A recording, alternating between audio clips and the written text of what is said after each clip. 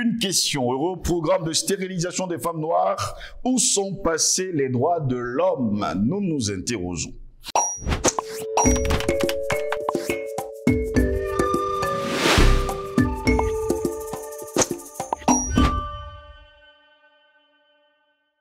C'est toujours, il y a le plaisir de vous retrouver sur Panafricaniste TV. Mesdames, messieurs, bonjour. Bienvenue à toutes et à tous à cette édition de Parole panafricaniste. Rappelons également, mesdames, messieurs, près de 76 000 femmes et enfants ont subi une stérilisation chirurgicale dans le cadre d'un programme créé pour servir l'intérêt public en empêchant les personnes faibles d'esprit de se reproduire. Oui. Un programme de stérilisation conduit dans l'État américain de Caroline du Nord entre 1929 et 1974 ciblait expressément les Noirs américains et correspondait à la définition d'un génocide selon une étude publiée il y a encore quelques années, précisément il y a 3 ans, en 2020. Près de 7 600 000 hommes, femmes et enfants, parfois âgés de 10 ans, ont subi une stérilisation chirurgicale dans un programme créé pour servir l'intérêt public en empêchant les personnes faibles d'esprit de se reproduire. Qui est-ce qu'on appelait à cette époque les personnes faibles d'esprit? Eh bien, ce sont bien les Noirs. La plupart des opérations étaient pratiquées de force, même si certaines femmes qui ne disposaient pas de moyens de contraception y avaient recours en se déclarant mères inaptes. L'étude publiée dans la revue American Review of Political Economy a examiné les années 1958 à 1968, une période pendant laquelle plus de 2 millions de stérilisations ont été pratiquées dans l'État. Selon les auteurs, les stérilisations ont augmenté en même temps que la taille de la population noire sans emploi dans ce pays, sans que les Blancs ou personnes d'autres d'origine sans emploi soient, eux, ciblés dans les mêmes proportions. L'utilisation disproportionnée de la stérilisation eugénique en Caroline du Nord sur les citoyens noirs était un acte de génocide, avait déclaré William Darity Jr., professeur à l'université Duke et co-auteur de l'étude. La définition d'un génocide selon les Nations Unies implique que de détruire ou tout en partie un groupe national, ethnique, racial ou religieux, y compris en adoptant des mesures visant à entraver les naissances au sein du groupe. Il faut également le rappeler. Des précédents travaux ont montré que le programme visait de façon disproportionnée les Noirs, mais cette nouvelle étude met en lumière les mécaniques utilisées et ses motivations. Contrôler les corps noirs et leurs choix de reproduction n'a rien de nouveau, selon la co-auteure Rhonda Sharp du Women's Institute for Sciences, Equity and Race. Notre étude montre que la Caroline du Nord avait restreint la liberté de reproduction en utilisant l'eugénisme pour priver de leurs droits les résidents noirs, ajoute-t-elle. L'État américain avait donc mis en place, en 2010, une fondation et un fonds de compensation pour les victimes du programme encore vivantes. Les premiers chèques de 20 000 $ chacun ont été envoyés à 220 d'entre elles en 2014, selon le quotidien local The News and Observer. Seulement, mesdames, messieurs, nous sommes en 2023. Au moment où nous faisons cette émission, nous sommes le 24 juillet 2023. En Europe, eh bien, ce programme de stérilisation des femmes noires continue au su et au vu de tout le monde. Voilà pourquoi nous nous demandons encore ce matin où sont finalement passés les droits de l'homme. Pour répondre à nos questions, nous sommes avec Albert Anatola ici. Il est journaliste d'investigation et directeur de publication du journal Le Cactus. Il est notre invité. Albert Anatola ici, bonjour, bienvenue à vous. Bonjour à vous, Steve Jolangos. Bonjour aux techniciens, bonjour au top management. Je dis bonjour à l'Afrique.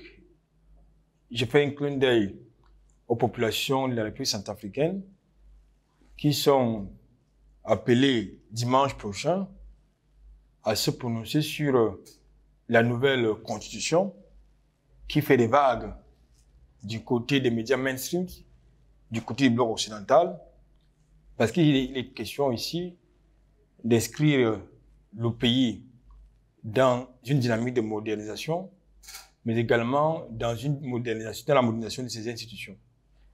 Je fais également un clin d'œil au peuple burkinabé qui est confronté aux menaces asymétriques, qui fait sa guerre contre les terroristes, en dépit des manipulations à la fois des médias, des leaders d'opinion, des étrangers, mais aussi d'une certaine opposition qui a choisi, qui est financée par qui vous savez, et qui a choisi de faire le bashing de tout ce qui est fait par les autorités de transition du côté Burkina Faso, ce qui est important, et je pense que je voudrais reprendre mon compte au narratif du capitaine Ibrahim Traoré qui a indiqué qu'en dépit de tout ce qui peut être dit ou écrit sur Facebook et les autres, il faut qu'il reste focus sur justement les objectifs qui sont assis, notamment stabiliser du point de vue sécuritaire le pays,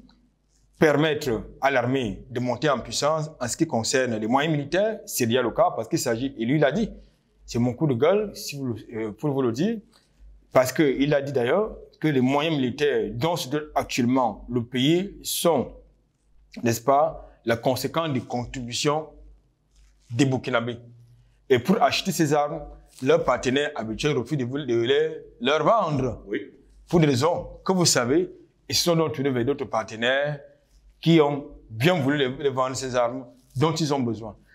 Ils ont mon salut ce matin. Je pense que lorsque quelqu'un dit vous vouloir du bien et qui n'est pas capable d'assurer votre sécurité, vous comprenez que c'est un imposteur. Merci pour l'invitation. Très heureux de vous avoir, Albert Anatole, là ici. On savait justement que du côté de Mayotte, ces derniers jours, on parle de stérilisation de femmes noires. On le sait également du côté des Comores. On le sait également dans les années 1900 jusqu'en 1979 du côté des États-Unis, même si nous avons quelques informations comme quoi cela continue aujourd'hui. Cette fois-ci, nous sommes en plein cœur de l'Europe, où il y a des pays des Lumières et tout ce qui va avec, où il y a un programme de stérilisation des femmes noires.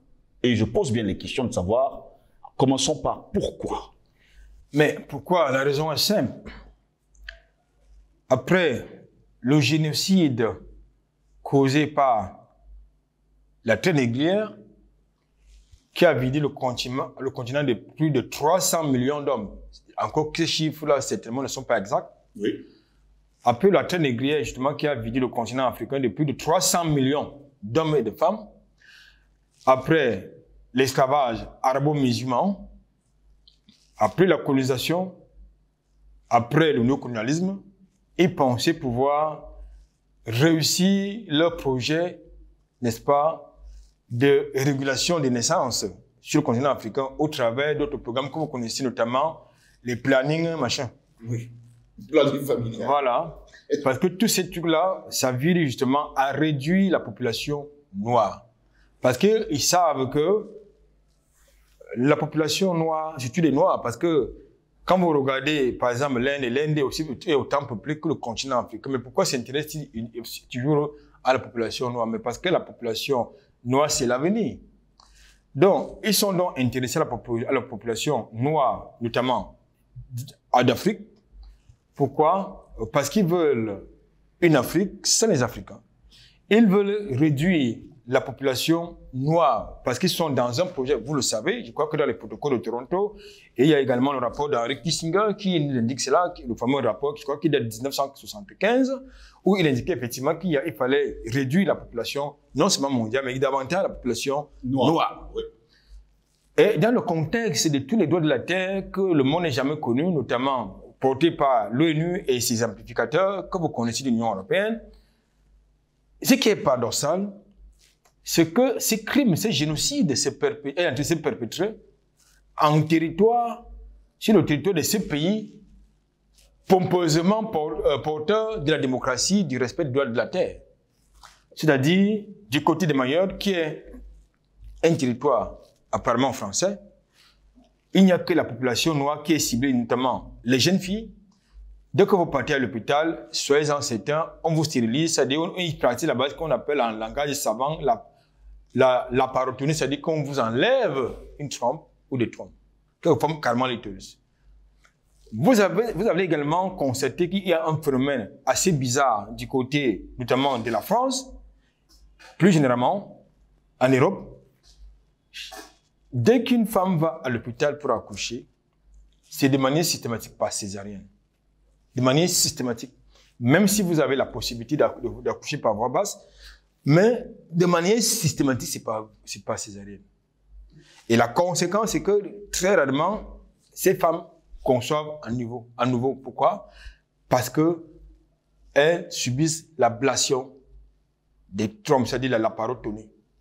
Donc, ça veut dire quoi? Ça veut dire qu'il s'agit donc d'un projet qui vise justement à réduire, n'est-ce pas, la population noire. C'est un projet qui date de plus d'un siècle. Oui. Ça a commencé aux États-Unis. Maintenant, ça s'est transporté partout en Europe. C'est ça qui est la question. Et il n'y a aucune ONG pour s'en indigner, pour décrier ces choses, ces événements. Il n'y a aucun parti politique, apparemment, même sur le continent africain, pour décrier cette pratique. Vous n'avez apparemment, n'est-ce pas, aucun État porteur des valeurs, n'est-ce pas, humanistes, universelles, comme ils le disent tout le temps, pour dénoncer ces crimes. Parce qu'il s'agit d'un génocide. Oui. C'est génocide, justement, parce que ça se fait sans le consentement, n'est-ce pas, de la victime. Parce que ça se passe très souvent lorsque vous partez en consultation, soit dans le cas des visites prénatales, soit dans le cas, n'est-ce pas, de l'accouchement. Comme je tout à l'heure vous l'indiquais, il y a même des propositions financières qui sont faites justement aux candidats à la stérilisation. Ça veut dire qu'on prend le temps de vous faire un lavage du cerveau, oui, et on choisit de préférence les couches, les filles qui viennent des couches les plus démunies pour leur faire miroiter beaucoup d'argent pour être stérilisées. C'est ça qu'il est question. Donc, je pense que nous sommes là en plein génocide et nous attendons de voir si, justement, l'ONU, qui condamne tout et n'importe quoi, y compris quand le coq chante le matin, nous attendons de voir si l'ONU va s'atteler à voir plus clair sur ce qui se passe à la fois à Mayotte, qui est porté par le gouvernement français, parce que c'est porté par le gouvernement français. Oui.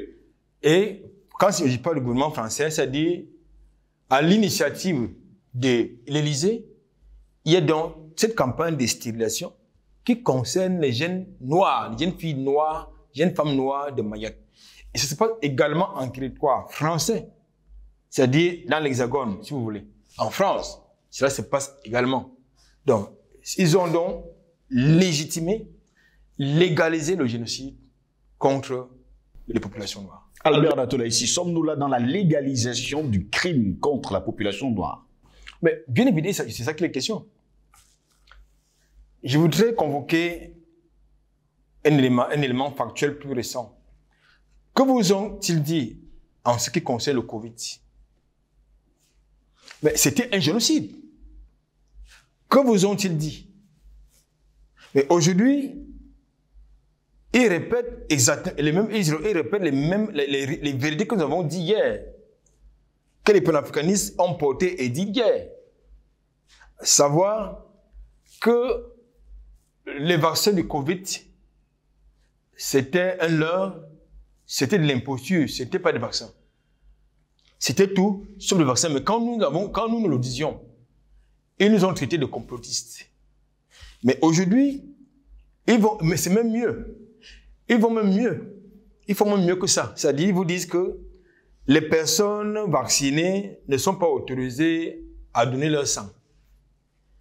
Qu'est-ce que ça veut dire quoi? Ça renvoie à quoi? Ça renvoie à un génocide, à un complot mondial contre les populations mondiales.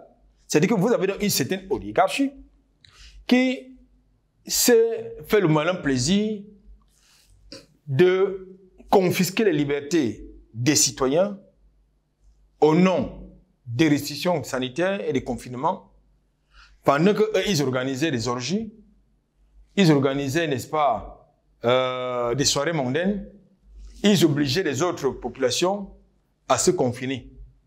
Donc nous sommes donc en plein complot, n'est-ce pas, d'une certaine oligarchie mondiale, en complicité avec les Big Pharma contre la population mondiale. Donc c'était un véritable génocide. Et ce qui est étonnant, c'est que, une fois de plus, aucune de ces ONG que vous connaissez, qui ont pignon sur rue et qui nous empument à longueur de journée de leurs rapports surannés et forcément, n'est-ce pas, détestables, il n'y a donc aucune de ces ONG qui condamne ce génocide qui a été perpétré contre les populations dans le contexte du Covid-19. C'est la même situation que nous sommes en train de vivre. C'est-à-dire que nous sommes en plein génocide. N'est-ce pas? Cette fois-ci, ce génocide est orienté contre les populations noires. Donc, nous constatons donc une chose. Il y a un complot, un véritable complot international, porté par des officines du bloc occidental contre les populations noires. C'est ça qui est la question. Alors, ça nous envoie à quoi? Ça nous explique quoi? Ça nous inspire une chose, c'est que nous devons avoir nos institutions pour juger les criminels, les génocidaires. Parce que la CPI, c'est leur institution, c'est une institution mondialiste. Si c'était une institution au service du droit international, la CPI jugerait Tony Blair, Clinton, Barack Obama, Sarkozy, George W. Bush, entre autres, pour les crimes commis, non seulement sur le continent africain, mais dans le bloc de l'Est, en Europe de l'Est. Donc, ce n'est pas le cas, non du tout. Mais, puisqu'il s'agit donc de l'institution, au même titre qui est à leur service, au même titre que l'Organisation mondiale de la santé et les autres institutions affiliées à l'ONU, eh bien, ça ne nous concerne pas. Donc, bref, il faut donc que les Africains et les autres peuples aient leur propre juridiction, leurs propres institutions pour régler leurs problèmes. Albert Anatole, ici nous sommes en 2023, on nous dit que l'Afrique à elle seule, c'est 1,4 milliard d'habitants. Je ne compte pas les Noirs dans le monde. Si on part compter tous les autres Noirs dans le monde, c'est plus de 2 milliards de personnes. Et on déclare haut et fort qu'en 2050, eh bien l'Afrique aura, on va le dire comme ça, moins de 25, on va le dire comme ça, des jeunes de moins de 25 ans sur son territoire. Et on parlera également de plus de 3 milliards d'habitants rien que sur le continent africain. Je vais pas parler des deux noirs de ce côté-là. La démographie fait-elle peur? La démographie noire fait-elle tellement peur aux Occidentaux? J'ai le sentiment que, vous savez, la population européenne et occidentale, d'une manière générale, est vieillissante. Oui. C'est sur le continent africain que vous retrouvez une population plus jeune, la moyenne d'âge de 25 ans. Oui, on déclare d'ailleurs qu'en 2050, cette population aura moins de 25 ans. Donc, alors, ils vont donc davantage amplifier les fameuses campagnes de planning familial de vaccination. Oui. Qui vont viser quoi? À stériliser nos enfants. C'est ce qu'il est question. Il ne faut pas se voiler les yeux. Vous allez constater, contrairement à ce que nos politiques en charge des questions de santé nous racontent, vous ne pouvez pas nous faire avaler des couleurs. Vous nous avez menti en ce qui concerne le Covid. Pourquoi pensez-vous qu'on doit vous croire en ce qui concerne les autres éléments, les autres problèmes de santé? Ils ont repris à leur compte le narratif qui a été porté par les Big Pharma, c'est-à-dire l'Organisation mondiale de la santé, en nous mentant. Mais aujourd'hui, que s'est-il passé entre-temps, pendant qu'on y est, puisque nous parlons du Covid? Comme par hasard, dès que l'opération militaire spéciale a été lancée du côté de l'Ukraine, on a cessé de parler du Covid. Que s'est-il passé? Donc, par un coup de baguette magique, le Covid a disparu de la circulation. On a levé les restrictions sanitaires. On n'en parle plus. Vous croyez qu'ils sont sérieux, ces gens? Donc, je pense qu'il s'agit là tout simplement de ce que il y a un complot qui concerne la population africaine. Je voudrais quand même vous faire savoir que le continent africain, je veux dire la population, le nombre de la population africaine est égal à celle de l'Inde, qui est également peuplée. Oui. Mais pourquoi s'intéresse-t-on uniquement aux populations noires du continent africain? Il faut également dire qu'en Inde, il y a également... Il y a aussi les Noirs, mais pourquoi est-ce qu'ils s'intéressent spécifiquement au continent africain? J'ai donné la première raison tout à l'heure. Ils veulent une Afrique sans les Africains. Deuxième chose, l'Inde est en train d'obtenir une bombe nucléaire. Sur le continent africain, il n'y a pas une bombe de dissuasion. Il n'existe pas une arme de dissuasion. C'est pour ça qu'ils peuvent donc se permettre de faire tout et n'importe quoi à l'Afrique et aux Africains. C'est la seconde raison. Donc, nous pensons aujourd'hui une chose, la population, et puis, ce qui est aussi vrai, oui. C'est quoi? C'est que, même chez eux, l'Europe sera noire d'ici 2050. L'Europe sera noire. La preuve, c'est que la plupart des Blanches se marient aux Africains et vice-versa. Donc, toute l'Europe sera noire. Et ce serait un juste retour des choses, puisque à l'origine, la population mondiale était noire. Il va falloir justement que cette histoire-là, nous sommes là dans le cycle normal d'une vérité historique. C'est-à-dire que le monde redevienne comme avant. Parce que si le monde reste et demeure tel qu'il est, avec ces locodermes qui imposent à tout le monde l'homosexualité, la pédophilie, les contre-valeurs, ça veut dire que la population mondiale va être totalement décimée. Est-ce pour cela que le noir fait tellement peur? Bien évidemment, parce qu'en réalité, le noir existe depuis plus de 6000 ans. Le blanc existe il y a moins de 3000 ans. Ça veut donc dire que le noir est l'aîné. Plus de millions d'années. Le noir, c'est des millions d'années. Et le blanc, c'est il y a 8000 ans. D'après leur calcul, il faut bien le dire. Alors, donc c'est pour te faire comprendre une chose. C'est pour faire comprendre une chose, monsieur Steve Ngoz. Le noir fait peur justement parce qu'il est porté de véritables valeurs. Quel est le continent qui est le berceau de l'humanité? C'est le continent africain. Mais comme ils ont l'art de falsifier l'histoire, comment peut-on appeler l'Europe le vieux continent? Qu'est-ce qui peut expliquer quand on me dit que l'Europe est le vieux continent, quand on me dit que l'Afrique est le berceau de l'humanité? Il y a une contradiction quelque part. Oui.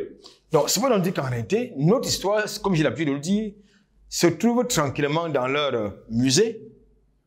Et ils vous font croire que ce qu'ils promeuvent, c'est les valeurs. C'est-à-dire l'homosexualité, c'est une valeur qui doit être universelle, mais pas la polygamie qui m'oblige, moi, à avoir autant de femmes que je veux. Ils vous font comprendre que ma fille de 5 ans, elle peut être sexuellement consentante avec un vieillard de 110 ans. C'est ça la valeur. Donc, nous pensons que il faut justement travailler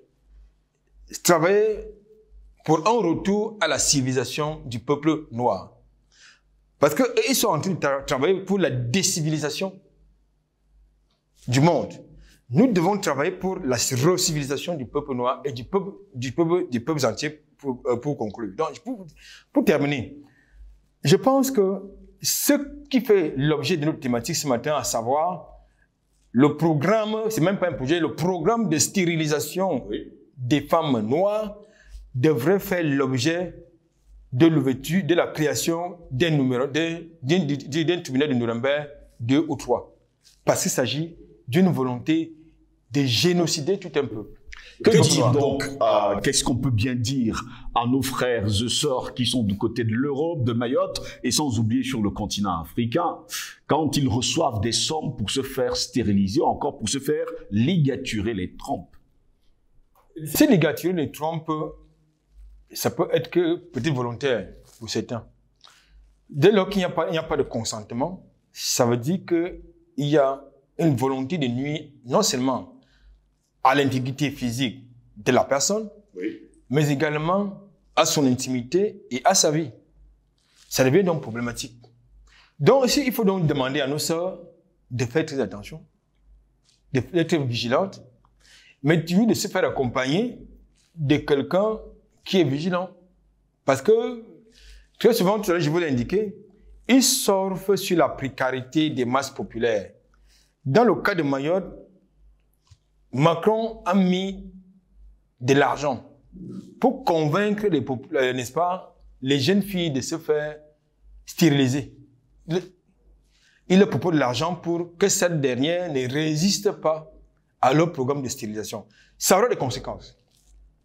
Au même titre que tous ces programmes de planning familial qui consistaient pour certaines femmes à s'injecter, à prendre des pilules et consorts, à s'injecter sous la peau des implants, non, c'est dangereux. Ça va créer des bouleversements à la fois hormonaux, des AVC pour certaines, n'est-ce pas? Pour d'autres, vous allez vous retrouver avec des femmes qui sont détruites, et c'est un problème. Ce serait un gros problème.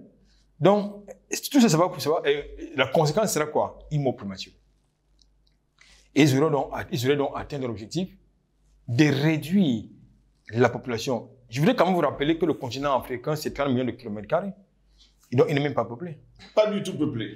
Contrairement à l'Europe, où ils ont, pour la France, par exemple, je crois que c'est plus de 65 millions de personnes sur un petit espace. Mais ils disent que nous sommes peuplés. Quand je vous dis, monsieur Steve Dongos, que nous avons affaire des imposteurs criminels, il y en a qui trouvent que je suis très radical. Merci, Albert Anatola ici. C'est un plaisir. Merci à vous également, mesdames, messieurs, de nous avoir suivis. Alors, prudence, prudence, prudence, mesdames, messieurs, puisque la survie de la race en dépend. Bonne journée à toutes et à tous.